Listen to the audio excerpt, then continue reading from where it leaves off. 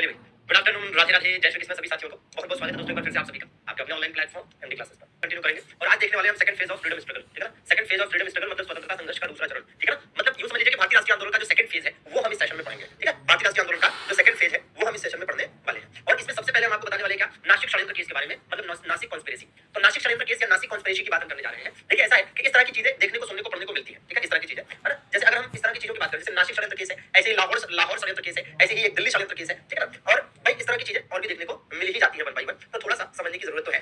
प्रमुख षड्यंत्र केसेस की अगर बात करें, प्रमुख केसेस, ठीक है। तो अगर प्रमुख केसेस की बात करें तो जैसे एक ये है आपका, ठीक है, यही आपका नासिक षड्यंत्र केस, ठीक है। तो जैसे नासिक षड्यंत्र केस है, क्या है, नासिक षड्यंत्र केस, ठीक है, नासिक षड्यंत्र केस या मामला, ठीक है, नासिक षड्यंत्र केस या मामला, ठीक है। तो नासिक षड्यंत्र केस या मामला तो नासिक कॉन्स्पिरेसी है, नासिक कॉन्स्पिरेसी। कब हुई नासिक कॉन्स्पिरेसी भैया? तो एक नासिक कॉन्स्पिरेसी हो गई, एक क्या हो गई, नासिक कॉन्स्पिरेसी हो गई। और इसी प्रकार से भाई इसी प्रकार से एक है क्या, एक आपका जैसे नासिक षड्यंत्र केस है, ऐसे ही एक है दिल्ली षड्यंत्र केस।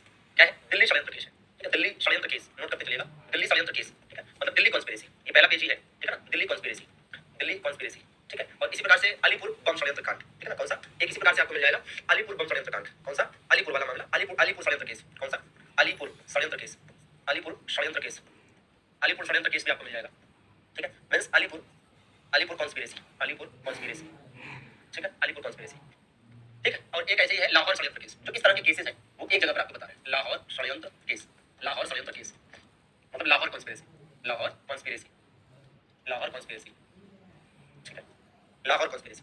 तो ये देखते चलिए और समझते चलिए, ठीक है भैया। तो जिसमें अगर हम वन बाय वन सारी चीजों की बात करें, ठीक है, तो जैसे ये वाला है, तो ये कब हुआ था, ये 1909 में हुआ था। कहां पर हुआ था, नासिक में हुआ था, ठीक है, 1909 में हुआ, कहां पर हुआ, नासिक में हुआ। हाँ, पहली स्लाइड है, यहीं से लिखना शुरू करिए, ठीक है। नासिक षड्यंत्र केस 1909 में हुआ था, नासिक में हुआ था। दिल्ली षड्यंत्र केस 1912 में हुआ था, ठीक है। और कहां पर हुआ था भैया, जाहिर सी बात है दिल्ली में ही हुआ था, ठीक है। और अलीपुर षड्यंत्र केस जो है, अलीपुर षड्यंत्र केस ये कलकत्ता में हुआ था, अलीपुर षड्यंत्र केस जो है ये कलकत्ता में हुआ था, ठीक है। इस पर कलकत्ता में हुआ था भैया, ठीक है, ठीक है। अलीपुर षड्यंत्र केस जो है ये कलकत्ता में हुआ था 1908 में। कहां पर हुआ था, कलकत्ता में हुआ था 1908 में, ठीक है भैया। तो इसको भी याद करने की जरूरत है, कलकत्ता में हुआ था 1908 में। और जो लाहौर षड्यंत्र केस है ये 1928 में हुआ था, ठीक है, 1928 में हुआ था लाहौर में, ठीक है, लाहौर में, ठीक बात है। अच्छा, इसके बाद ये जैसे नासिक षड्यंत्र केस है, तो नासिक षड्यंत्र केस में मुख्य रूप से कौन थे, अनंत लक्ष्मण कन्हारी, ठीक है। इसमें क्या थे, अनंत लक्ष्मण कन्हारी द्वारा नासिक के, जैसे हम इन केसेस की बात कर रहे हैं तो देखिएगा ये जो हम केसेस यहाँ पर बात कर रहे हैं, तो इन केसेस में जैसे पहला केस कौन सा है, नासिक षड्यंत्र केस। तो ये जो नासिक षड्यंत्र केस है, जाहिर सी बात है ये नासिक षड्यंत्र केस इसका नाम इसलिए पड़ा क्योंकि ये नासिक में हुआ था और यह एक षड्यंत्र था, ठीक है। नासिक षड्यंत्र केस नासिक में हुआ था 1909 में, नासिक में, तो इसे नासिक षड्यंत्र केस इसलिए कहा गया क्योंकि नासिक में हुआ। और इस केस में अनंत लक्ष्मण कन्हारी द्वारा नासिक के जिला मजिस्ट्रेट जैक्सन की हत्या कर दी गई थी, ठीक है ना, नासिक के जिला मजिस्ट्रेट जैक्सन की हत्या। और इस हत्याकांड में 1911 में 3 लोगों को फांसी की सजा हुई और इसी मामले में वीर सावरकर को लंदन से गिरफ्तार करके लाया गया और 37 अन्य लोगों के साथ आजीवन कारावास की सजा हुई, ठीक है। तो क्या था नासिक षड्यंत्र केस, नासिक षड्यंत्र केस में यह था कि नासिक के जो जिला मजिस्ट्रेट थे, नासिक का जिला मजिस्ट्रेट जैक्सन की हत्या अनंत लक्ष्मण कन्हारी के द्वारा की गई और इनका साथ देने वाले कृष्णाजी वर्मा, कृष्णाजी गोपाल कर्वे और विनायक देशपांडे को भी फांसी की सजा हुई और वीर सावरकर सहित 37 लोगों को आजीवन कारावास की सजा हुई, ठीक है ना। तो इसमें ये याद रखना है आपको कि भैया इसमें क्या हुआ था, नासिक जिला मजिस्ट्रेट की हत्या, इसमें क्या किया गया था, नासिक जिला मजिस्ट्रेट की हत्या, नासिक जिला मजिस्ट्रेट की हत्या की गई थी, नासिक जिला मजिस्ट्रेट की हत्या, ठीक है, नासिक जिला मजिस्ट्रेट की क्या कर दी गई, हत्या कर दी। तो नासिक जिला मजिस्ट्रेट की हत्या कर दी गई थी किसके द्वारा भैया, अनंत लक्ष्मण कन्हारी के द्वारा, किसके द्वारा, अनंत लक्ष्मण कन्हारी के द्वारा हत्या कर दी गई थी। तो ये मामला था इसमें, अनंत लक्ष्मण कन्हारी, ठीक है, अनंत लक्ष्मण कन्हारी के द्वारा, ठीक है, अनंत लक्ष्मण कन्हारी के द्वारा हत्या कर दी गई, ठीक है।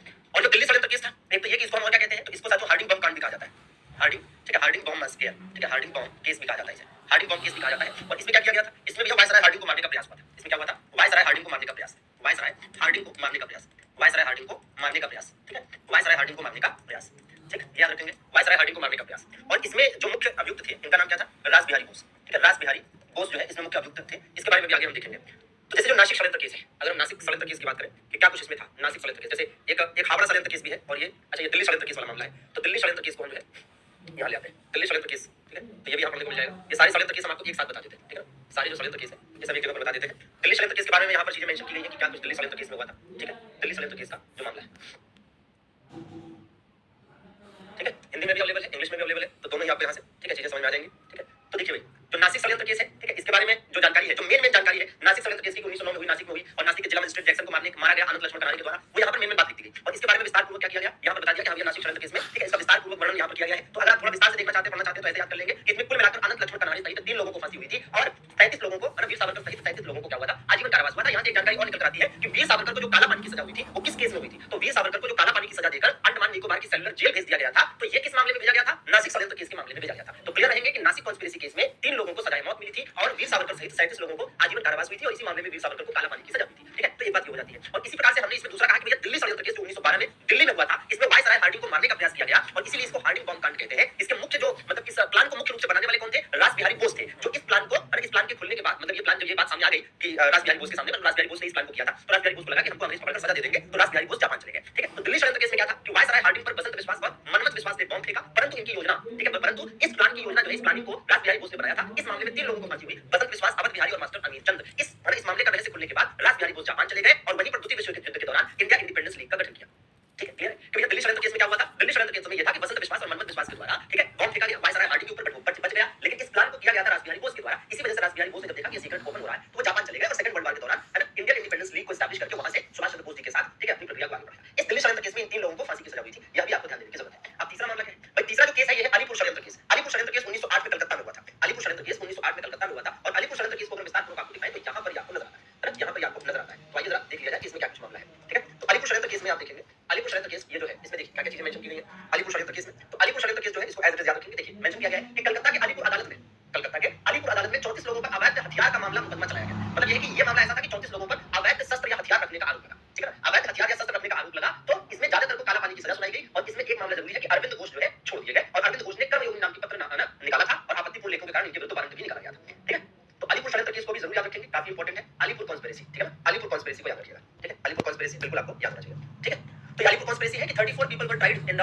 है ना, अलीपुर कोर्ट। ठीक है, मतलब ट्राइड, ठीक है, तो ट्राइड मतलब एक तो यहाँ पे इनका ट्रायल हुआ, इन पर सुनवाई हुई और इनमें से ज्यादातर को काला पानी की सजा, मतलब ब्लैक वाटर की सजा हुई अरविंद घोष को इस मामले में। ठीक है, ये क्वेश्चन ऐसे एक बार पूछा गया था कि कौन से मामले से अरविंद घोष बच निकले थे, तो इसी मामले से अरविंद घोष बच निकले थे। ठीक है ना, तो ये क्या था भैया? ये था अलीपुर षड्यंत्र केस। ठीक है, अलीपुर षड्यंत्र केस। ऐसा ही एक केस है हावड़ा षड्यंत्र केस। ऐसे एक केस क्या है? हावड़ा षड्यंत्र केस भी है। तो आइए हावड़ा षड्यंत्र केस भी आपको बता देते हैं। तो हावड़ा षड्यंत्र केस की अगर बात करेंगे तो ये भी आप देखेंगे कि जतिन नाथ मुखर्जी पर पुलिस अधिकारी शमसुल आलम की हत्या का मुकदमा चला, लेकिन ये बच निकले। ठीक है ना, तो जतिन नाथ मुखर्जी से रिलेटेड था हावड़ा षड्यंत्र केस। ठीक है ना, हावड़ा षड्यंत्र केस, तो ये भी इसमें मेंशन कर दें क्या? हावड़ा षड्यंत्र केस। ठीक है, हावड़ा षड्यंत्र केस जो है ये कब हुआ? हावड़ा षड्यंत्र केस, हावड़ा षड्यंत्र केस। ठीक है, तो हावड़ा षड्यंत्र केस जो है हावड़ा कॉन्स्पिरेसी कहेंगे, हावड़ा कॉन्स्पिरेसी कहेंगे और ये 1910 का है। ठीक है ना, 1910 का है ये मामला। कब का है? 1910 का। और हावड़ा तो भाई हावड़ा भी था। ठीक है ना, और पुलिस अधिकारी, ठीक है, पुलिस अधिकारी शमसुल आलम की हत्या का मामला था। पुलिस अधिकारी, ठीक है, पुलिस अधिकारी शमसुल आलम की हत्या, पुलिस अधिकारी शमसुल आलम की हत्या का ये मामला था, पुलिस अधिकारी शमसुल आलम की हत्या। ठीक है ना, अलीपुर षड्यंत्र केस में याद रखना है कि भाई अरविंद घोष बच निकले थे, ये क्वेश्चन पूछा गया है, तो इसमें यहाँ पर आप विशेष रूप से लिख लेंगे अरविंद घोष, अरविंद घोष का सफल बचाव। ठीक है, मतलब अरविंद घोष का सफल बचाव हुआ, मतलब अरविंद घोष जो है बच निकले इस मामले में, नहीं तो इनको भी सजा हो जाती। सफल बचाव। ठीक है, तो हावड़ा षड्यंत्र केस में सीधा और साफ बातें हैं, इसमें कुछ परेशान होने जैसा नहीं है कि भैया क्या है, जतिन नाथ मुखर्जी पर पुलिस अधिकारी शमसुल आलम की हत्या का मामला था, लेकिन ये बच निकले थे। ठीक है भैया, अब एक मामला अंतिम आता है आपका यहाँ पर, कौन सा भाई? लाहौर षड्यंत्र केस। कौन सा? लाहौर षड्यंत्र केस। तो लाहौर षड्यंत्र केस 1928 में लाहौर में हुआ। इसमें क्या हुआ था? इसमें यह हुआ था कि लाहौर पुलिस कमिश्नर सैंडर्स की हत्या, लाहौर के पुलिस कमिश्नर सैंडर्स की हत्या, पुलिस कमिश्नर सैंडर्स की हत्या, पुलिस कमिश्नर सैंडर्स की हत्या। और पुलिस कमिश्नर सैंडर्स की हत्या किसने की थी? तो पुलिस कमिश्नर, हाँ इसको लिखना भी तो है, पुलिस कमिश्नर सैंडर्स की हत्या। ठीक है, तो पुलिस कमिश्नर सैंडर्स की हत्या किसके द्वारा की गई थी? तो भैया ये की गई थी भगत सिंह व उनके साथियों के द्वारा, भगत सिंह, है ना, भगत सिंह तथा उनके साथियों के द्वारा इसकी हत्या की गई थी। और इसी केस में भगत सिंह, राजगुरु और सुखदेव को फांसी भी हुई। ठीक है, भगत सिंह, राजगुरु, सुखदेव को फांसी भी हुई। ठीक है, तो इस चीज को ध्यान रखेंगे कि ये प्रमुख केसेस हैं जो यहाँ पर मैंने आपको बताए हैं, नासिक षड्यंत्र केस, दिल्ली षड्यंत्र केस, अलीपुर षड्यंत्र केस, हावड़ा षड्यंत्र केस और लाहौर षड्यंत्र केस। ठीक है, और आई होप इन केसेस के बारे में एकदम आपका अच्छे से स्टडी हो गया। जो एकदम बेसिक बात है वो यहाँ पर लिखा हुआ है। ठीक है, और जो इसकी डिटेलिंग है वो आगे लिखी है, तो डिटेल में अगर आप पढ़ लेंगे, याद कर लेंगे तो बहुत अच्छी बात है, नहीं तो कम से कम इतना तो याद होनी चाहिए जितना हमने फ्लो चार्ट के माध्यम से आपको समझाया है। ठीक है, बाकी ये भी आप पढ़ सकते हैं। नासिक षड्यंत्र केस की डिटेलिंग है हिंदी इंग्लिश में, इसी प्रकार से दिल्ली षड्यंत्र केस की डिटेलिंग है हिंदी इंग्लिश में, और इसी प्रकार से भैया अलीपुर षड्यंत्र केस की डिटेलिंग है, और इसी प्रकार से हावड़ा षड्यंत्र केस की डिटेलिंग। ठीक है ना, चलिए अब आगे बढ़ते हैं और चीजों को देखते हैं। बंगाल में अगर क्रांतिकारी आंदोलन की बात करते हैं, ठीक है ना, बंगाल में अगर क्रांतिकारी आंदोलन की बात करते हैं तो यह क्रांतिकारी विचारधारा को फैलाने का श्रेय बारिंद्र घोष तथा भूपेंद्र नाथ दत्त को जाता है, क्योंकि इनके द्वारा युगांतर नाम की पत्रिका और संस्था का स्थापित करके, है ना, युगांतर नाम की पत्रिका और संस्था स्थापित करके क्या किया गया, इसे आगे बढ़ाया गया इस विचार को। तो यहाँ से जो फेमस क्वेश्चन आपसे पूछा जाता है वो क्या कि बंगाल में क्रांतिकारी, ठीक है ना, अरे भैया भगत सिंह, राजगुरु, सुखदेव भैया। ठीक है, तो बंगाल में क्रांतिकारी विचारधारा को फैलाने का श्रेय किसे जाता है? दो पॉइंट यहाँ से बनता है कि बंगाल में क्रांतिकारी विचारधारा को फैलाने का श्रेय किसे जाता है? बारिंद्र घोष और भूपेंद्र नाथ दत्त को। और दूसरा, युगांतर नाम की पत्रिका का संपादन किसने किया? तो भी बारिंद्र घोष और भूपेंद्र नाथ दत्त। ठीक है ना, तो यहाँ से याद रखेंगे, the credit for spreading the revolutionary ideology here goes to Barindra Ghosh and Ghosh, both of them together published a paper named Jugantar. ठीक है ना, हाँ जी, क्या भैया? युगांतर नाम की पत्रिका का संपादन किया था। ठीक है, युगांतर नाम की पत्रिका का संपादन किया था, तो बिल्कुल याद रखेंगे युगांतर। ठीक है, अनुशीलन समिति जरा ध्यान दीजिएगा। अनुशीलन समिति 1907 में स्थापित की गई थी। 1907 में अनुशीलन समिति कलकत्ता में बारिंद्र घोष और भूपेंद्र नाथ दत्त के द्वारा स्थापित किया गया था। इसका उद्देश्य था खून के बदले खून। क्या मतलब है? देखिएगा भैया, तो अनुशीलन समिति 1907 में कलकत्ता में स्थापित की गई। ये पूछा जाता है अनुशीलन समिति की स्थापना कब हुई, कहां हुई, किसने स्थापना करी? ठीक है, उद्देश्य तो नहीं पूछेगा, उद्देश्य खून के बदले खून का मतलब क्या है? खून के बदले खून का मतलब है कि ये क्रांतिकारी आंदोलन है ना, ये क्रांतिकारी संस्था है, तो क्रांतिकारी आंदोलन से जुड़े हुए, क्रांतिकारी संस्थाओं से जुड़े हुए जो सदस्य होते थे वो खून के बदले खून में विश्वास करते थे कि अंग्रेजों ने अगर हमारे किसी भाई की जान ली है और हमारे लोगों को मारा है तो हम भी मार कर बदला लेंगे। ठीक है ना, चलिए, तो खून के बदले खून। स्थापना में प्रमुख योगदान प्रमथनाथ मित्र और सतीश चंद्र बोस का भी था, लेकिन आप कम से कम इतना जरूर याद कर लेंगे, कम से कम इतना जरूर याद कर लेंगे। ठीक है, और वैसे आपको बता दें कि 1907 का वर्ष बड़ा महत्वपूर्ण है, इसलिए भी महत्वपूर्ण है क्योंकि 1907 में दो और चीजें हुई थी, अगर आप याद करें तो। क्या भैया? एक याद करिए कि 1907 में सूरत फूट हुई थी। सूरत फूट का मतलब समझ रहे हैं? सूरत फूट का तात्पर्य हो गया कि भैया कांग्रेस में नरम और गरम दल में विभाजन। याद है ना, ये पढ़ा चुके हैं हम। तो नरम और गरम दल में विभाजन, तो नरम और गरम दल में 1907 में विभाजन हुआ था और 1907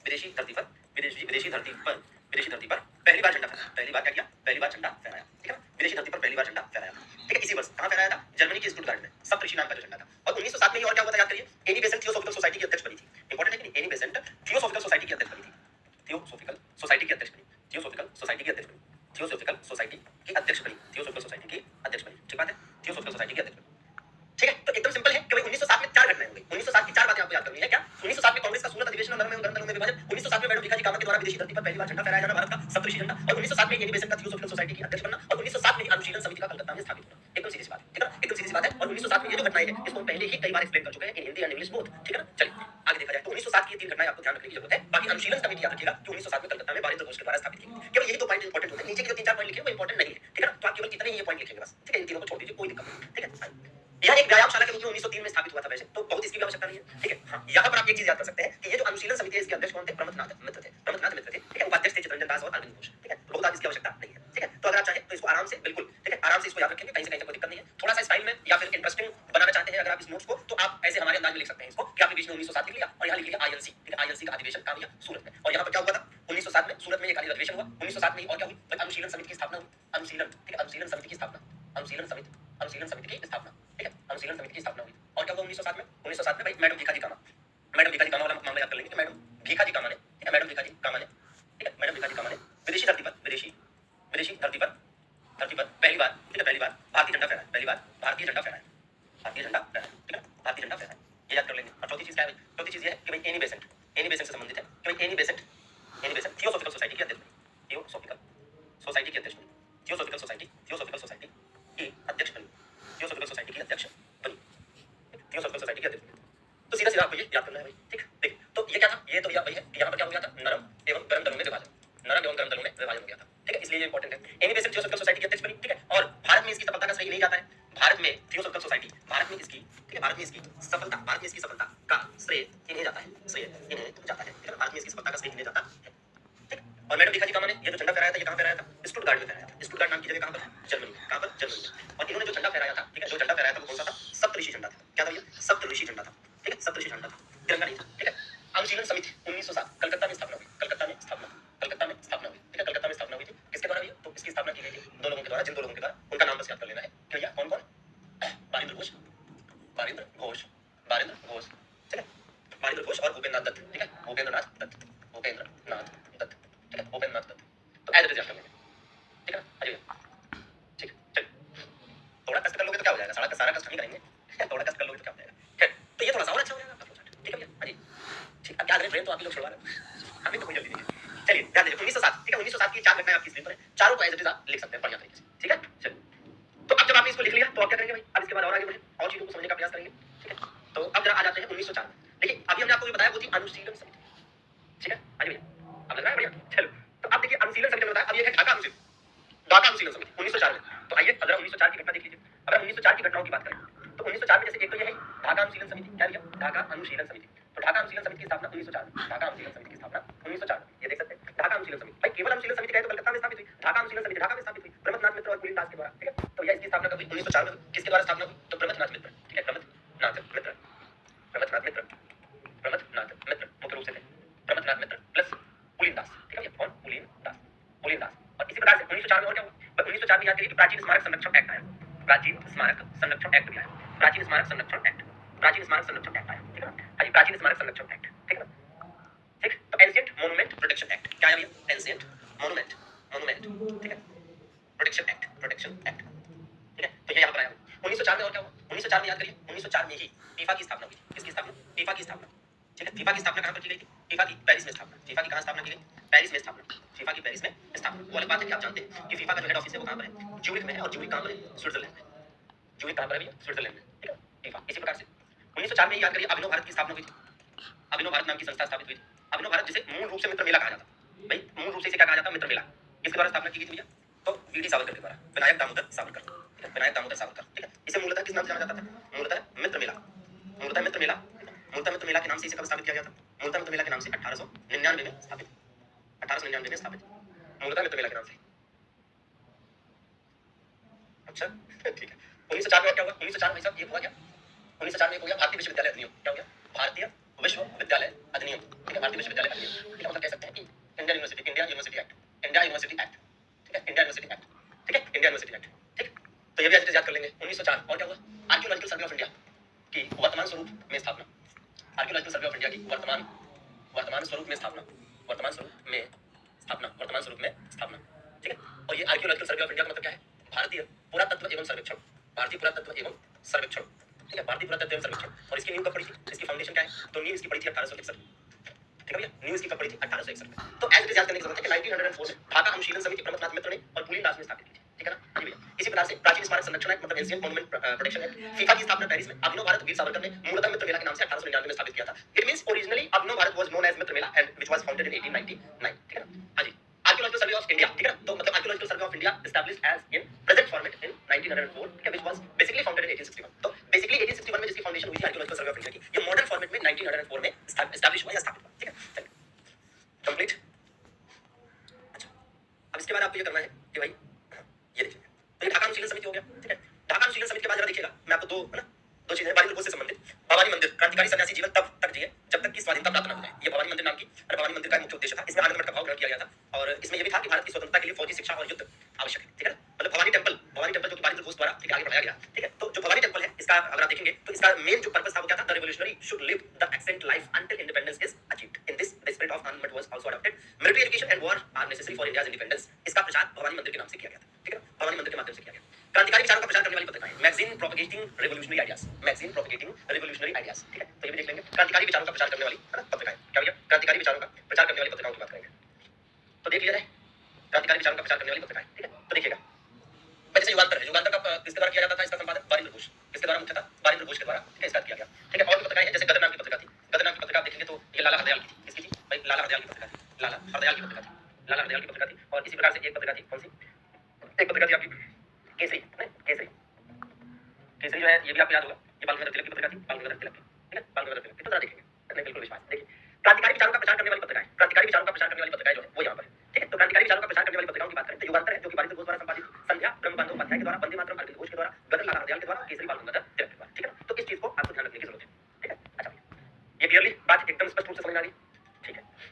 तो इसमें इसमें क्या है भाई, पेपर में कैसे क्वेश्चन पूछ लेगा, यहाँ से पेपर में क्वेश्चन पूछेगा तो कह देगा कि क्रांतिकारी विचारों का प्रचार करने वाली, क्रांतिकारी विचारों का प्रचार करने वाली पत्रिका निम्नलिखित में से कौन सी है। तो आप इसमें से जो भी ऑप्शन मिल जाता है या पूछ लेगा कि क्रांतिकारी विचारों का प्रचार करने वाली युगांतर नामक पत्रिका के संपादक कौन थे, संध्या नामक पत्रिका के संपादक कौन थे, ऐसे क्वेश्चन पूछ लेगा, ठीक है। तो बस उसके लिए आपको यहाँ पर तैयार रहना है, ठीक है। अच्छा ये जरा किंग्सफोर्ड की हत्या का प्रयास वाला मामला देख लीजिए, इसमें क्या था भाई, किंग्सफोर्ड कौन था, एक्चुअली में मुजफ्फरपुर, ध्यान दीजिएगा। तो मुजफ्फरपुर बिहार में एक जिला है, ठीक है, मुजफ्फरपुर बिहार, मुजफ्फरपुर, तो मुजफ्फरपुर बिहार का जिला जज, ठीक है, मुजफ्फरपुर बिहार का एक जिला जज था जिसका नाम था क्या, किंग्सफोर्ड, है ना, किंग्सफोर्ड। एक्चुअली ये किंग्सफोर्ड बहुत बदनाम था, ये जो किंग्सफोर्ड है ये बहुत बदनाम था बिहार के मुजफ्फरपुर जिले का, जहां पर लीची अनुसंधान संस्थान भी है, लीची उत्पादन के लिए प्रसिद्ध है। तो इस मुजफ्फरपुर जिले का जिला जज था किंग्सफोर्ड, और इस किंग्सफोर्ड इतना बदनाम था कि इसे मारने का भी प्लानिंग हुआ और ये जिम्मेदारी दी गई खुदीराम बोस और प्रफुल्ल चाकी को। तो खुदीराम बोस और प्रफुल्ल चाकी ने किंग्सफोर्ड के ऊपर बॉम्ब फेंका, लेकिन किंग्सफोर्ड बच गया, नहीं मरा, ठीक है। और इस वजह से पुलिस के पकड़े जाने के डर से प्रफुल्ल चाकी ने आत्महत्या कर ली, जबकि खुदीराम बोस को मात्र 18 वर्ष, 15 वर्ष नहीं 18 वर्ष की उम्र में फांसी की सजा हो गई, ठीक है ना। तो इस चीज का थोड़ा सा ध्यान दीजिएगा कि भैया सबसे कम उम्र में भारत में किसको फांसी हुई, तो भारत में सबसे कम उम्र में जो फांसी है वो किसकी हुई है, तो भैया खुदीराम बोस का याद रखिएगा कि भारत में सबसे कम उम्र में जो फांसी हुई है वो किसको हुई है, खुदीराम बोस को हुई है, भारत में सबसे कम उम्र में फांसी,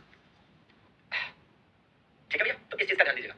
तो किंग्सफोर्ड की हत्या का मामला याद रखेंगे। क्या पूछेगा यहाँ से पेपर में क्वेश्चन आया था कि किंग्सफोर्ड की हत्या का प्रयास कब किया गया, 1908 में। किसने मारने का प्रयास किया, खुदीराम बोस और प्रफुल्ल चाकी। किंग्सफोर्ड कहां का जिला जज था, मुजफ्फरपुर का, ठीक है। तो इसमें प्रफुल्ल चाकी ने आत्महत्या कर ली और खुदीराम बोस को फांसी हो गई, और भारत में सबसे कम उम्र में फांसी किसे हुई, तो ये क्वेश्चन भी कई बार पूछा, ठीक है, सिंपल, ठीक है, ठीक है।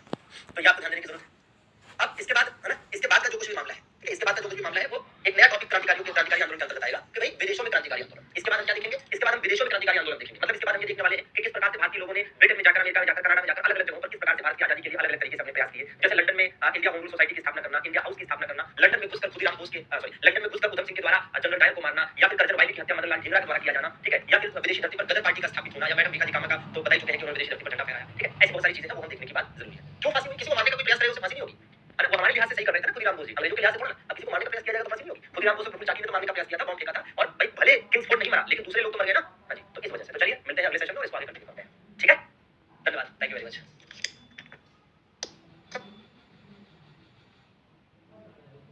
तो चलिए शुरू करते हैं सेशन को। जैसा कि आप सब जानते हैं कि आपका भाई इंडियन हिस्ट्री में मॉडर्न हिस्ट्री चल रहा है, और इस मॉडर्न हिस्ट्री में हम लोग पढ़ रहे हैं भारतीय राष्ट्रीय आंदोलन। और भारतीय राष्ट्रीय आंदोलन में आज जो टॉपिक हम लोग कवर करने वाले हैं ये टॉपिक है विदेशों में क्रांतिकारी आंदोलन। तो भारतीय राष्ट्रीय आंदोलन के अंतर्गत क्या है, विदेशों में क्या भैया, विदेशों में क्रांतिकारी आंदोलन। तो विदेशों में जो क्रांतिकारी आंदोलन हुए उसके संदर्भ में चर्चा होगी, और जिसमें सबसे पहले चर्चा करने जा रहे हैं इंडिया होम रूल सोसाइटी की, ठीक है। उन इंडिया होम रूल सोसाइटी की बात करने जा रहे हैं, ठीक है। इंडिया होम रूल सोसाइटी जो है ये श्यामजी कृष्ण वर्मा के द्वारा स्थापित था, इसके माध्यम से एक पत्रिका भी निकाली जाती थी, ठीक है भैया। तो इस चीज को यहाँ पर ध्यान देना है, और इंडिया होम रूल सोसाइटी के अंतर्गत इंडिया हाउस की स्थापना की गई थी, ठीक है ना। तो इस चीज को ध्यान देना है। तो आइए जरा इसको हम थोड़ा अपने अंदाज में भी समझते चलेंगे। ये फैक्ट तो इस प्रकार के दिए गए हैं, लेकिन हम अपने अंदाज में थोड़ा थोड़ा देखते चलेंगे जितना इंपॉर्टेंट होगा, ठीक है। तो हम किसकी बात कर रहे हैं, हम बात कर रहे हैं इंडिया होम रूल सोसाइटी की। किसकी बात कर रहे हैं हम बात कर रहे हैं इंडिया होम रूल सोसाइटी की, ठीक है ना। तो ये जो इंडिया होम रूल सोसाइटी की बात होनी है, ये जो इंडिया होम रूल सोसाइटी, ठीक है ना, जी बिल्कुल, इंडिया होम रूल सोसाइटी की जो बात कर रहे हैं, इसमें साथियों पहली चीज तो ध्यान देंगे कि 1905, ठीक है ना, कहां पर स्थापना हुई थी, लंदन में। कहां पर स्थापना हुई थी, लंदन में स्थापना हुई थी। किसके द्वारा स्थापना की गई थी भैया, तो श्यामजी कृष्ण वर्मा। किसके द्वारा, श्यामजी कृष्ण वर्मा के द्वारा स्थापना की गई थी, श्यामजी कृष्ण वर्मा, ठीक है ना, श्यामजी कृष्ण वर्मा के द्वारा स्थापना की गई थी। श्यामजी कृष्ण वर्मा के द्वारा स्थापना की गई थी। और ध्यान रहे कि भाई इसके माध्यम से जो पत्रिका निकाली जाती थी, इसके माध्यम से एक पत्रिका भी निकाली जाती थी और इस पत्रिका का नाम क्या था? इंडियन सोशलिस्ट, है ना, सोशियोलॉजिस्ट, इंडियन सोशियोलॉजिस्ट। तो इसके द्वारा जो पत्रिका निकाली जाती थी उस पत्रिका का नाम क्या था? इंडियन सोशियोलॉजिस्ट, इंडियन सोशियोलॉजिस्ट नाम की पत्रिका इसके माध्यम से निकाली जाती थी। पत्रिका मतलब मैगजीन की बात हो रही है, ठीक है ना? हाँ जी। और इसी के तहत क्या किया गया? इसी के तहत इंडिया हाउस की स्थापना भी की गई, है ना? इंडिया हाउस की स्थापना की गई, इंडिया हाउस की स्थापना की गई। और ये जो इंडिया हाउस आप देख रहे हैं, उसमें इंडिया हाउस की स्थापना की गई। इंडिया हाउस को आगे चलकर किसने लीड किया? तो भैया आगे चलकर इसे लीड करने का काम किसने किया? आगे चलकर इसे वीर सावरकर ने लीड किया। किसने भैया? आगे चलकर इसे वीर सावरकर ने लीड किया, ठीक है ना? वीर सावरकर ने लीड किया। तो ये भी है कि आगे चलकर इसे किसने लीड किया भैया? वीर सावरकर ने लीड किया। आगे चलकर इसे वीर सावरकर ने लीड किया, ठीक है? आगे चलकर इसे वीर सावरकर ने लीड किया, ठीक है ना? ठीक, तो बिल्कुल आपको याद करने की जरूरत है। और इंडिया हाउस में गदर डे कब मनाया गया? 10 मई 1857, 10 मई 1908 को, 10 मई 1908 को क्या मनाया गया? इंडिया हाउस में गदर डे मनाया गया। क्या किया गया? इंडिया हाउस में गदर डे मनाया गया। क्या मनाया गया? गदर डे सेलिब्रेट हुआ, गदर डे मनाया गया, गदर डे मनाया गया, ठीक बात है? गदर डे मनाया गया। तो इस चीज का ध्यान दीजिएगा, ठीक है ना? ठीक है, तो ध्यान देंगे। हमने कहा इंडिया होम रूल सोसाइटी, तो हम किसकी बात कर रहे हैं दोस्तों? हम इंडिया होम रूल सोसाइटी की बात कर रहे हैं। 1905 में लंदन में श्यामजी कृष्ण वर्मा के द्वारा इसको स्थापित किया गया था। इस संस्था के माध्यम से इंडियन सोशियोलॉजिस्ट नाम की पत्रिका या मैगजीन निकाली जाती थी। और ये जो इंडिया हाउस है, या sorry India home rule society है, इसी के अंतर्गत इंडिया हाउस की स्थापना हुई, ठीक है ना? तो अगर कभी आपसे इंडिया हाउस का संस्थापक पूछ लेगा तो आप श्यामजी कृष्ण वर्मा ही बताएंगे। क्या बताएंगे? श्यामजी कृष्ण वर्मा ही बताएंगे। और इस संस्था से जुड़कर आगे चलकर वीर सावरकर ने काफी कुछ चीजें करी है। वही वीर सावरकर जिन्होंने first war of India independence नाम की किताब भी लिखी। इस इंडिया हाउस के अंतर्गत या इंडिया होम रूल सोसाइटी के अंतर्गत इंडिया हाउस में गदर डे भी 10 मई 1908 को मनाया गया, ठीक है ना? 10 मई। आपको थोड़ा सा ध्यान देने की जरूरत है, ठीक है भैया? चलिए, तो ये आपने नोट कर लिया, ये आपने नोट कर लिया, बिल्कुल याद करने की जरूरत है। हाँ जी, 10 मई 1908 इंडिया हाउस में गदर डे कब मनाया गया, ठीक है? तो ऐसे क्वेश्चन पूछ लेता है कि भैया इंडिया हाउस में गदर डे कब मनाया गया? इंडिया हाउस में गदर डे कब मनाया गया? क्लियर है? तो चलिए और आगे बढ़ते हैं और चीजों को समझते हैं। तो ये हो गया इंडिया हाउस। अब आप देखेंगे कि तो कर्जन वाइली की हत्या जो है, ठीक है ना? कर्जन वाइली की हत्या भी की गई, कर्जन वाइली, ठीक है? कर्जन वाइली की हत्या की गई थी मदन लाल ढींगरा के द्वारा। तो इसको भी जरा देख लेते हैं। देखिए, जहां तक है ना इस तरह की चीजों का सवाल है तो मैं आपको बताता हूं लंदन स्पेशल। आइए लंदन घुमाते हैं आपको, ठीक है ना? लंदन घुमाते हैं आपको, लंदन विशेष। लंदन विशेष में आपको क्या क्या बताते हैं जरा ध्यान दीजिएगा। लंदन विशेष जो है, लंदन विशेष देखिएगा, ठीक है ना? हाँ, अच्छा, ठीक है, ठीक। तो लंदन विशेष की हम बात करेंगे। सबसे पहले तो लंदन के बारे में आपको बता दें कि इंडिया के कॉन्टेक्स्ट में आपको क्या कुछ है जो याद करने की जरूरत है। जैसे याद करिए ब्रिटिश ईस्ट इंडिया एसोसिएशन, याद है आपको? ब्रिटिश ईस्ट इंडिया एसोसिएशन की स्थापना लंदन में हुई थी। ब्रिटिश ईस्ट इंडिया एसोसिएशन याद है? ब्रिटिश ईस्ट इंडिया एसोसिएशन की स्थापना कहां हुई थी? तो ब्रिटिश ईस्ट इंडिया एसोसिएशन की स्थापना लंदन में हुई थी। ब्रिटिश ईस्ट इंडिया एसोसिएशन, तो ब्रिटिश ईस्ट इंडिया एसोसिएशन कहां स्थापित हुआ था भैया? British east India association London में स्थापित हुआ था। कब स्थापित हुआ था? 1866 में स्थापित हुआ था। किसके द्वारा स्थापित किया गया था? दादा भाई नेहरू जी के द्वारा स्थापित किया गया था, ठीक बात है? एक पॉइंट तो याद रखिए। अगली बात ये है कि यही जो लंदन है, यही लंदन में ही 1905 में किसकी स्थापना हुई? India home rule society. क्या भैया? India home rule society, India home rule society. तो जो इंडिया होम रूल सोसाइटी है यहीं पर स्थापित हुआ 1905 में। किसके द्वारा? ये साथियों श्यामजी कृष्ण वर्मा के द्वारा, जैसा कि अभी थोड़ी देर पहले आपको बताया। और इसी संस्था के अंतर्गत स्थापित थी इंडिया हाउस, ठीक है ना? तो आप समझ लीजिए कि इंडिया होम रूल सोसाइटी जो था, इंडिया होम रूल सोसाइटी जो था, इसका कार्यालय था एक तरह से इंडिया हाउस। इसका एक तरह से कार्यालय था या हेड ऑफिस के लीजिए था, ठीक है? क्या? India house. तो इंडिया हाउस भी याद रखेंगे। अब लंदन में ही आप देखेंगे कि भैया क्या हुआ है? कर्जन वाइली की हत्या। यहीं पर किसकी हत्या की गई? कर्जन वाइली की हत्या। तो कर्जन वाइली की हत्या, murder of Curzon Wyllie, murder of Curzon Wyllie. Curzon Wyllie की यहाँ पर हत्या की गई, ठीक है ना? कर्जन वाइली की यहाँ पर हत्या की गई, ठीक है? कर्जन वाइली मर्डर्ड, ठीक है? कर्जन वाइली जो है इनको यहाँ पर मर्डर किया गया। कर्जन वाइली, ठीक है ना? कर्जन वाइली मर्डर्ड, ठीक है? Murdered by Curzon Wyllie, murdered by Madan Lal Dhingra. किसके द्वारा मारा गया था इनको? मदन लाल ढींगरा के द्वारा, मदन लाल ढींगरा के द्वारा मारा गया था। किसके द्वारा मारा गया? मदन लाल ढींगरा के द्वारा मारा गया, ठीक है ना? किसके द्वारा भैया? मदन लाल ढींगरा, ठीक है? तो बिल्कुल याद करने की जरूरत है, मदन लाल ढींगरा, ठीक है ना? मदन लाल ढींगरा पहले लिख लीजिए फिर भी समझ में आएगा। हम ये बता रहे हैं कि लंदन में क्या कुछ चीजें ऐसी हैं जो आपको याद करना है। कर्जन वाइली कब हत्या की गई थी? 1909 में। और यहीं पर लंदन में ही आप देखेंगे, तो लंदन में ही आप देखेंगे तो किसकी हत्या की गई? जनरल डायर, ठीक है ना? जनरल डायर की हत्या, जनरल डायर की भी हत्या यहाँ पर की गई थी। जनरल डायर की भी हत्या यहाँ पर की गई थी। जनरल डायर का भी यहाँ पर मर्डर किया गया एक तरह से। किसके द्वारा भैया? उधम सिंह के द्वारा। किसके द्वारा? उधम सिंह के द्वारा। और ये कब किया गया था? ये 1940 में किया गया। कब किया गया? 1940 में, ठीक है? कब किया गया ये हत्या? 1940 में हत्या की गई, ठीक है? कहां पर की गई? तो ये हत्या की गई थी भैया कहां पर? ये की गई थी यहाँ पर कैक्सटन हॉल था। क्या था? Caxton hall. तो यहाँ पर एक कैक्सटन हॉल था, वहीं पर हत्या की गई थी। कहां पर? कैक्सटन हॉल में हत्या की गई थी, ठीक है? इसी प्रकार से आप देखेंगे तो लंदन में ही, लंदन में आप देखेंगे तो एक किंग्सले हॉल था। क्या भैया? Kingsley hall. यहाँ पर जो किंग्सले हॉल था वो क्या था? किंग्सले हॉल क्यों जरूरी है? क्योंकि आप देखेंगे कि 1931 में, ठीक है? 1931 में गांधी जी, ठीक है? 1931 में गांधी जी यहाँ गए थे, ठीक है ना? Gandhi ji second round table conference या द्वितीय गोलमेज सम्मेलन, द्वितीय गोलमेज सम्मेलन, द्वितीय गोलमेज सम्मेलन अर्थात round table conference, round table conference, ठीक है? Round table conference, round table conference. तो द्वितीय गोलमेज सम्मेलन के दौरान यही ठहरे, के दौरान यही ठहरे, ठीक है ना? के दौरान यही ठहरे थे। तो ये भी याद करना है, यही ठहरे थे, ठीक है? अगली बात, यहीं पर आप देखेंगे कैक्सटन हॉल हो गया, ठीक है? किंग्सले हॉल हो गया, ठीक है? और यहीं पर था सेंट जेम्स पैलेस, ठीक है? यहीं पर क्या था? St James Palace. और सेंट जेम्स पैलेस क्यों इंपॉर्टेंट है? तीनों गोलमेज सम्मेलन यहीं हुए थे, ठीक है ना? भाई तो तीनों गोलमेज सम्मेलन हुए थे वो यहीं हुए। गोलमेज सम्मेलन यहीं पर हुए थे। गोलमेज सम्मेलन, गोलमेज सम्मेलन यहीं हुए, गोलमेज सम्मेलन यहीं हुए, ठीक है ना? गोलमेज सम्मेलन यहीं हुए, ठीक है? गोलमेज सम्मेलन का मतलब होता है इंग्लिश में राउंड टेबल कॉन्फ्रेंस, ठीक है? अभी लिख लीजिए, अभी सब समझ में आ जाएगा। राउंड टेबल कॉन्फ्रेंस जितने भी होंगे यहीं पर हुए, ठीक है ना? राउंड टेबल कॉन्फ्रेंस, ठीक है? हाँ जी, यहीं पर हुए। और क्या हुआ भाई लंदन में? लंदन में आप देखेंगे कि ये, ठीक है, ऐतिहासिक रूप से जरूरी बातें हैं जो वो आपको वन बाय वन बता रहे हैं और एक एक करके चीजें आपको याद भी होनी चाहिए। इंडिया हाउस, किंग्सले हॉल और ये तीनों बहुत ज्यादा इंपॉर्टेंट है। बाकी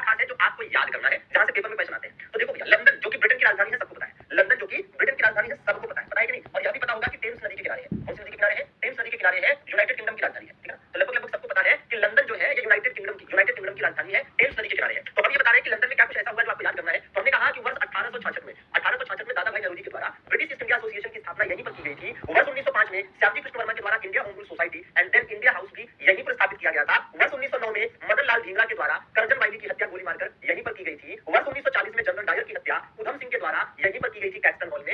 यहीं पर लंदन में ही एक किंग्सले हॉल है जहां पर गांधी जी रुके थे, ठहरे थे, ठीक है, जब वो द्वितीय गोलमेज सम्मेलन में हिस्सा लेने लंदन गए थे। यही लंदन में ही सेंट जिम्स पैलेस था जहां पर तीनों गोलमेज सम्मेलन हुए 1930, 31, 32 में। और इसी लंदन में तीन प्रसिद्ध संस्थाओं का हेड ऑफिस है। 1958 में स्थापित आईएमओ अर्थात इंटरनेशनल मैरीटाइम ऑर्गेनाइजेशन मतलब अंतरराष्ट्रीय समुद्री संगठन, 1926 में स्थापित कॉमनवेल्थ ऑफ नेशंस और 1961 में स्थापित एमनेस्टी इंटरनेशनल। तो इस प्रकार से यहाँ पर, ठीक है, तीन प्रसिद्ध संस्थाओं का हेड ऑफिस भी है, ठीक है ना। तो हम आपको लंदन विशेष पढ़ा रहे थे, लंदन घुमा रहे थे, ठीक है। तो लंदन घूम लिया आप, नोट कर लिए, तो कर लिए हो तो हम आगे बढ़े, ठीक है ना। तो ये क्वेश्चन को पूछे जाते हैं रिलेटेड टू लंदन।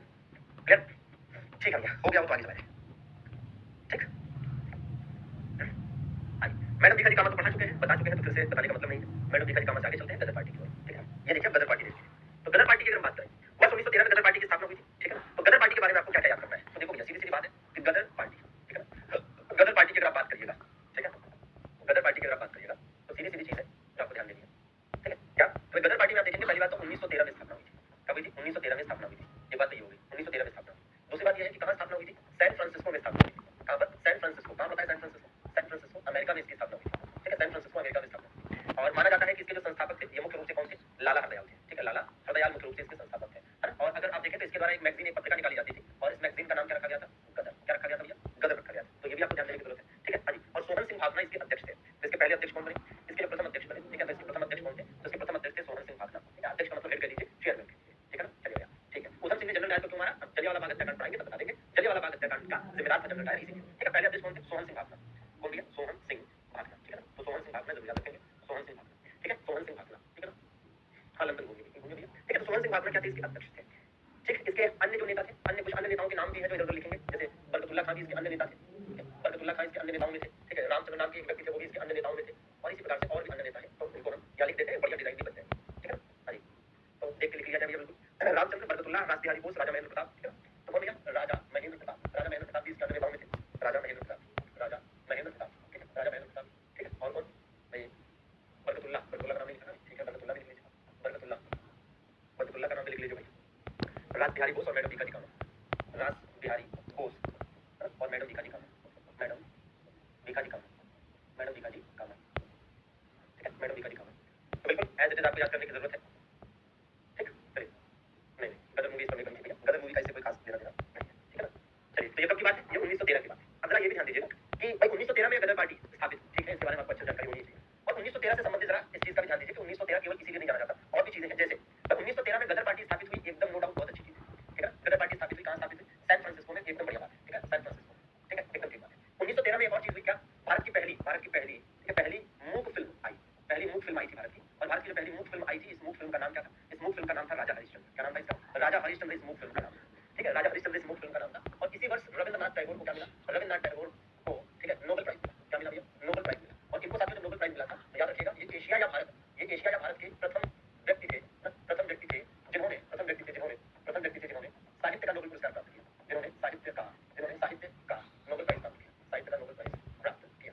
और किसने प्राप्त किया था? तो आपको याद ही होगा कि यह नोबेल प्राइज इन्हें किसने मिला था? तो यह नोबेल प्राइज मिला था इनकी किताब के लिए। इनकी किताब का नाम क्या था? तो इनकी किताब का नाम था गीतांजलि। क्या नाम था इनकी किताब का? गीतांजलि इनकी किताब का नाम, ठीक है ना। ठीक है। गदर पार्टी सैन फ्रांसिस्को में स्थापित हुई थी। सैन फ्रांसिस्को को क्या कहा जाता है? Silicon valley. क्या कहा जाता है? सिलिकॉन वैली, ठीक है। तो इसे silicon valley in the world कहा जाता है ना। Silicon valley of the world, silicon valley of the world, ठीक है ना। Silicon valley of the world, silicon valley of the world, ठीक है। तो ये बात का ध्यान रखना है, silicon valley of the world. दूसरी चीज कि भाई भारत में सिलिकॉन वैली किसे कहते हैं? तो भारत में साथियों silicon valley of the world silicon valley किसे कहा जाता है? तो भारत में सिलिकॉन वैली कहा जाता है Bengaluru. The reason behind is कि विश्व स्तर पर अमेरिका का सैन फ्रांसिस्को आईटी सेक्टर का हब है। क्या है? आईटी सेक्टर का हब है, मतलब इंफॉर्मेशन टेक्नोलॉजी की फील्ड का हब है। वैसे ही भारत में बेंगलुरु, ठीक है ना। अच्छा, जैसे ये पहली मूक फिल्म है, तो पहली बोलती फिल्म कब आई थी? ठीक है, पहली बोलती फिल्म कब आई थी? तो पहली जो बोलती फिल्म आई थी, ये आई थी 1931 में। और इस फिल्म का नाम था आलम। क्या नाम था इस फिल्म का? आलम आरा इस फिल्म का नाम था, आलम आरा इस फिल्म का नाम था, ठीक बात है। तो ये भी याद रखिए, दिमाग में बैठा के रखिए, ठीक है ना। चलिए, तो और आगे बढ़ा जाए और चीजों को समझा जाए, ठीक है। तो ये बात हो गई। अब देखिए, तो गदर पार्टी वाला ये वाला मामला तो पूरा आपको बता दिया है, तो इसमें कोई दिक्कत की बात नहीं है। इसको आप एज इट इज याद रखेंगे, है ना। इसको आप एज इट इज याद रखेंगे। ये देखिए पत्रिका, तो गदर पत्रिका की बात कर रहे थे, ठीक है। आज मूक का मतलब होता है बिना आवाज की, ठीक है भैया। मूक का मतलब होता है बिना आवाज की, ठीक है, मतलब वॉइसलेस, विदाउट वॉल्यूम, ठीक है। गदर पत्रिका जो थी उर्दू में, पंजाबी में, मराठी में, अंग्रेजी में, हिंदी में, गुजराती में, ठीक है, यहाँ तक कि एक तो पश्तूनी भाषा में भी छपी। तो इसका उद्देश्य क्या था? भारतीय सेना में विशेषकर सिखों में विद्रोह की भावना को पैदा करना, ठीक है ना। तो जो गदर नाम की पत्रिका थी, ठीक है, ये कई भाषाओं में छपी और इसका मुख्य उद्देश्य था भारतीयों में, विशेष करके सिखों में, ठीक है, अंग्रेजों के खिलाफ भावनाओं को पैदा करना, ठीक है ना। बिल्कुल विषय, ठीक है। तो गदर, है ना, पत्रिका याद रखिए। United India house, United India house की बात करते हैं, ठीक है ना। यूनाइटेड इंडिया हाउस की बात करें 1908 में सिएटल अमेरिका में इसकी स्थापना तारक नाथ दास और जीडी कुमार अखबार के द्वारा की गई थी। तारकनाथ दास ने 1908 में कनाडा के वैंकूवर में फ्री हिंदुस्तान नाम का पत्र भी निकाला। तो ये तीनों याद रखिएगा, पूछ लेता है। इंडिया यूनाइटेड इंडिया हाउस के संस्थापक कौन थे या कहां स्थापना हुई, या ये वाला ज्यादा पूछा गया है तो इसको जरूर याद रखेंगे कि भैया फ्री हिंदुस्तान नाम का समाचार पत्र कनाडा में किसने निकाला था, तो ये इन्हीं के द्वारा निकाला गया था, फ्री हिंदुस्तान। ठीक है, हाँ, फ्री हिंदुस्तान नाम का समाचार पत्र, तो बिल्कुल याद रखना है, फ्री हिंदुस्तान नाम का समाचार पत्र, फ्री हिंदुस्तान नाम का समाचार पत्र। भारत की प्रथम अस्थायी सरकार के बारे में बात करें, ठीक है ना। भारत की प्रथम अस्थायी सरकार जो है, हम इसको आपको लिखकर बता देते हैं, first provisional government of India, first provisional government of India. ठीक है, फर्स्ट प्रोविजनल मतलब ये है कि हम भारत की प्रथम हम भारत की पहली अस्थायी सरकार की बात कर रहे हैं। किसकी बात कर रहे हैं भैया, हम भारत की पहली अस्थायी सरकार की बात कर रहे हैं, भारत की पहली अस्थायी सरकार की बात करने जा रहे हैं। तो वही चीज है, इसको ध्यान देना ही देना है, पढ़ना ही पढ़ना है। ठीक है, तो भारत की पहली अस्थायी सरकार, भारत की प्रथम अस्थायी सरकार, ठीक है, भारत की प्रथम अस्थायी सरकार। ठीक है, अस्थायी सरकार का मतलब ये है कि ये टेम्परेरी गवर्नमेंट थी, ठीक है, कोई फिक्स गवर्नमेंट नहीं थी। ठीक है, ये भारत की पहली अस्थायी सरकार थी। ठीक है, इसका गठन कब हुआ भाई, इसका गठन 1915 में गठन हुआ था, 1915 में गठन हुआ इसका। ठीक है, 1915 में गठन हुआ। दूसरी बात कहां पर गठन हुआ, तो भाई अफगानिस्तान में गठन हुआ। ठीक है ना, कहां पर गठन हुआ था इसका, अफगानिस्तान में गठन हुआ था। ठीक है, और तीसरी बात ये है कि इसमें किसी प्रधानमंत्री और किसी राष्ट्रपति बनाया गया भैया, तो आप देखेंगे इसमें प्रधानमंत्री कौन बना और इसमें राष्ट्रपति कौन बना। तो इसमें राष्ट्रपति बने राजा महेंद्र प्रताप। ठीक है, इसमें राष्ट्रपति कौन बने, राजा महेंद्र प्रताप। तो इसमें राजा महेंद्र प्रताप को राष्ट्रपति बनाया गया, राजा महेंद्र प्रताप जो है, राजा महेंद्र प्रताप जो है इनको राष्ट्रपति बनाया गया। ठीक है, और पीएम किसे बनाया गया, बरकतुल्ला खान। किसको भैया, बरकतुल्ला। ठीक है, बरकतुल्ला खान। ठीक है, बरकतुल्ला खान को बनाया गया। और इसी प्रकार से ठीक है, इसे मान्यता किसने दी भैया, तो मान्यता इसे किसके द्वारा दी गई, मान्यता, इसको मान्यता दो सरकारों ने मुख्य रूप से दी, एक तो रशियन गवर्नमेंट ने और दूसरा जर्मनी की गवर्नमेंट ने। ठीक है ना, एक तो रशियन गवर्नमेंट ने और दूसरा किसने दिया, जर्मनी की गवर्नमेंट ने इसे मान्यता दी। ठीक है, तो इस बात का ध्यान दीजिएगा। तो ये होगी भारत की प्रथम अस्थायी सरकार, ये होगी भारत की पहली अस्थायी सरकार। ठीक है, तो भैया भारत की प्रथम अस्थायी सरकार first provisional government of India 1915 में अफगानिस्तान में स्थापित की गई राजा महेंद्र प्रताप और बरकतुल्ला खान के द्वारा, जो क्रमशः प्रेसिडेंट और प्राइम मिनिस्टर हुए, है ना। और इस सरकार को रशिया और जर्मनी जैसे देशों ने भी मान्यता प्रदान की थी। ठीक है ना, हाँ जी, तो उस चीज को दिमाग में रखिएगा किसने किसने मान्यता प्रदान की। ठीक है, और बिल्कुल याद होना चाहिए।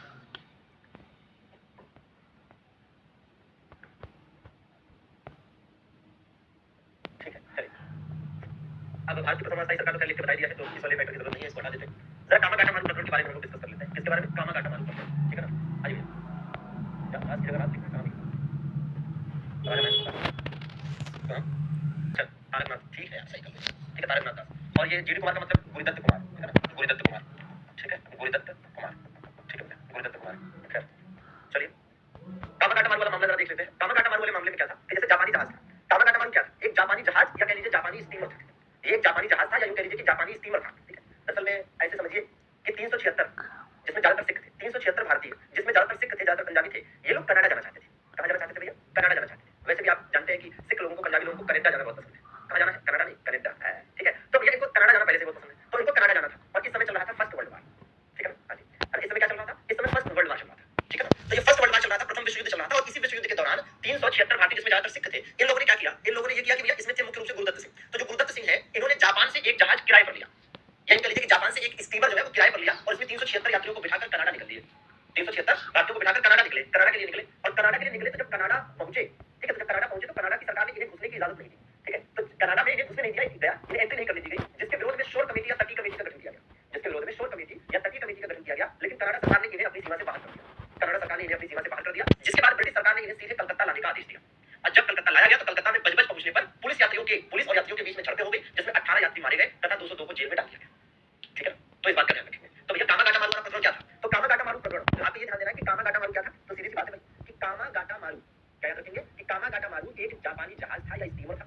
ठीक है, एक जापानी जहाज या स्टीमर था जिसे गुरुदत्त सिंह ने जापान से किराए पर लिया, 376 भारतीयों को बिठाया। ठीक है, 376 भारतीयों को बिठाया और कनाडा चले गए। कनाडा की सरकार ने इन्हें अपनी सीमा में घुसने नहीं दिया, जिसके बाद इन्होंने उसका विरोध भी किया, लेकिन अंततः ब्रिटिश सरकार ने इसे भारत वापस बुलाया। और भारत आने पर पुलिस के साथ जो यात्रियों की झड़पें हुई है ना, इन झड़पों में 18 लोग मारे गए। इस चीज का विशेष ध्यान देंगे। ठीक है भैया, तो बस वही चीज है जो आपको याद करने की जरूरत है। ठीक है,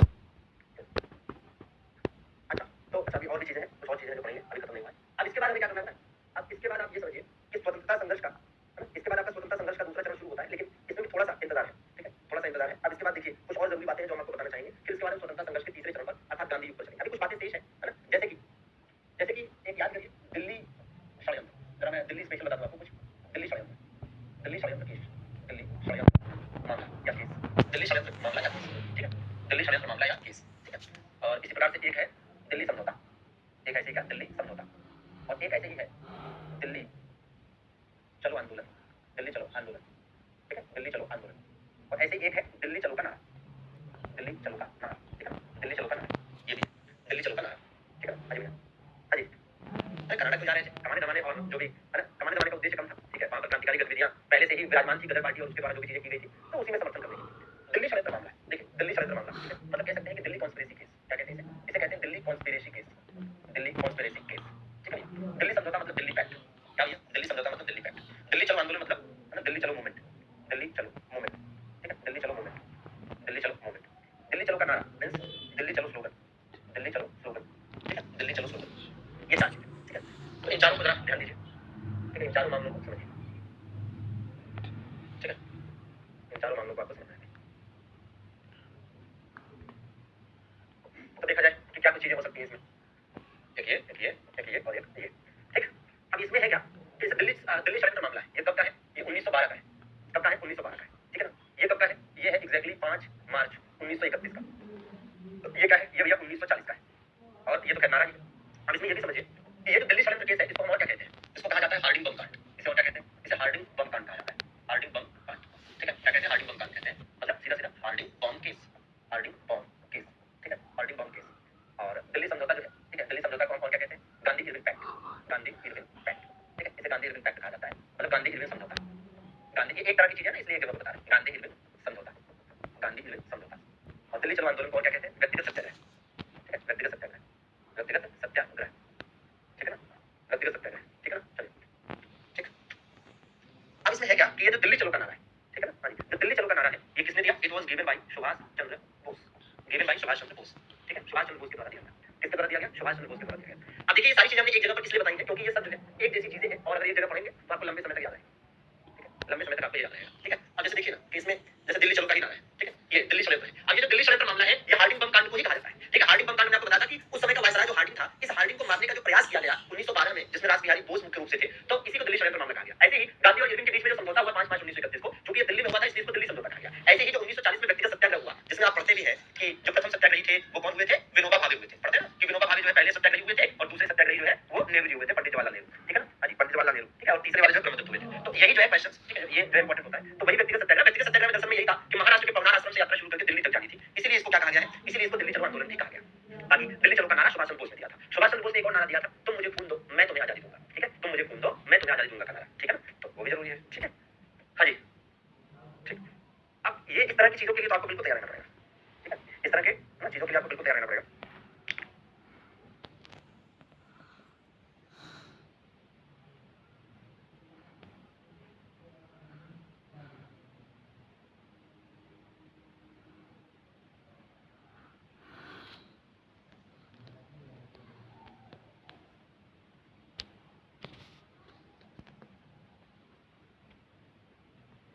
मामला जुड़ा हुआ है, ठीक है, मैं आपको बताता हूँ। एक है साथियों अगस्त, ठीक है, आपने सुना भी होगा अगस्त, अगस्त एक तरह से कभी कहिए अगस्त घोषणा, क्या भैया, अगस्त घोषणा, ठीक है, अगस्त घोषणा।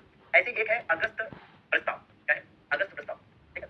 ऐसे ही एक है अगस्त संकल्प, अगस्त संकल्प, ठीक है, और ऐसे ही एक है अगस्त क्रांति, क्या है, अगस्त क्रांति, ठीक है। तो देख लीजिए इसको, है क्या कि अगस्त घोषणा का मतलब हो गया अगस्त डिक्लेरेशन, अगस्त डिक्लेरेशन, ठीक है, अगस्त डिक्लेरेशन। ऐसे ही एक है अगस्त प्रस्ताव मतलब अगस्त प्रपोजल, अगस्त प्रपोजल, ठीक है, अगस्त प्रपोजल, ठीक। अगस्त संकल्प का मतलब क्या है, तो एक तरह से अगस्त, अगस्त रेजोल्यूशन, ठीक है, अगस्त रेजोल्यूशन, अगस्त रेजोल्यूशन, ठीक है। और इसी प्रकार से अगस्त क्रांति है, अगस्त क्रांति, अगस्त रिवोल्यूशन, ठीक है, अगस्त रिवोल्यूशन, ठीक है। तो अगस्त घोषणा, अगस्त प्रस्ताव, ठीक, अगस्त प्रस्ताव, अगस्त, ठीक है, संकल्प, अगस्त क्रांति, ठीक है क्या भाई। अगस्त घोषणा है तब की, ये वर्ष 1970 की है, ठीक है। अगस्त प्रस्ताव कब आया, 1940 में आया। अगस्त संकल्प कब आया, 1942 में आया, और यह भी क्या है, 1942। अब इसमें यह है कि अगस्त घोषणा, मांटेगू घोषणा जो है, मांटेगू घोषणा, ठीक है, मांटेगू घोषणा को ही कहा जाता है, मांटेगू घोषणा, ठीक है। अगस्त प्रस्ताव, ठीक है, किसके द्वारा, वायसराय लिनलिथगो के द्वारा, वायसराय लिनलिथगो द्वारा, वायसराय लिनलिथगो, ठीक है। अगस्त संकल्प, अगस्त संकल्प जो है ये गांधी जी के द्वारा, ठीक है ना, गांधी जी द्वारा, ठीक है। और अगस्त क्रांति, अब इसमें ऐसे समझिए कि ये जो अगस्त घोषणा है, ये जो अगस्त घोषणा है, ठीक है ना, हाँ जी भैया, ठीक। अगस्त घोषणा जो है, अगस्त डिक्लेरेशन जो है, इस अगस्त डिक्लेरेशन में क्या था, ठीक है, भारत को अधिक, भारत को, है ना, भारत को, है ना, या यूं कह लीजिए भारतीयों को, भारतीयों को, भारतीयों को शासन में, भारतीयों को शासन में अधिक भागीदारी देने की बात कही गई, भारतीयों की शासन में अधिक भागीदारी, भागीदारी, ठीक है। अच्छा, अगस्त प्रस्ताव में क्या था, अगस्त प्रस्ताव में ये था कि पहली बार अंग्रेजों ने, पहली बार अंग्रेजों ने संविधान सभा, संविधान सभा के गठन की मांग स्वीकारी, संविधान सभा के गठन की मांग स्वीकारी, ठीक है ना, स्वीकारी, ठीक। अगस्त संकल्प क्या था, भारत छोड़ो आंदोलन का प्रस्ताव, ये क्या था, भारत छोड़ो आंदोलन अर्थात क्विट इंडिया मूवमेंट का प्रस्ताव, भारत छोड़ो आंदोलन का प्रस्ताव, ठीक है, भारत छोड़ो आंदोलन का प्रस्ताव। और अगस्त क्रांति क्या थी, भारत छोड़ो आंदोलन को ही अगस्त क्रांति कहा जाता है, क्विट इंडिया मूवमेंट, भारत छोड़ो आंदोलन। तो इसको समझ लीजिए, सिंपल है, ठीक है क्या भैया। इसमें आप देखेंगे अगस्त घोषणा वर्ष 1917 में, ये सारी अगस्त के महीने की घटनाएं हैं, इसी वजह से अगस्त नाम में है। तो अगस्त घोषणा 1917 में हुई, जिसे मांटेग्यू घोषणा भी कहा जाता है। और इस घोषणा में ये कहा गया कि भारतीयों को शासन में अधिक भागीदारी दी जाएगी, मतलब ज्यादा उनको, ठीक है भाई, रखा जाएगा शासन प्रशासन में, ठीक है। इसीलिए अगस्त घोषणा को उदारवादियों ने अपने अधिकारों का महंगा काटा। अगस्त प्रस्ताव जो 22 लिखित 1940 में लेकर आया, इसके माध्यम से अंग्रेजों ने पहली बार भारतीयों के संविधान सभा अर्थात कॉन्स्टिट्यूएंट असेंबली के गठन की मांग को स्वीकार किया। अगस्त संकल्प 1942 में जो आया, ये भारत छोड़ो आंदोलन का प्रस्ताव था वास्तव में, और अगस्त क्रांति जो 1942 में हुई, ठीक है, इसी को अगस्त, है ना, भाई भारत छोड़ो आंदोलन भी कहा जाता है। आई होप ये बातें आप स्पेशली याद रखें, बहुत शानदार चीजें हैं जो आपकी, है ना, तैयारी में चार चांद लगा देंगी।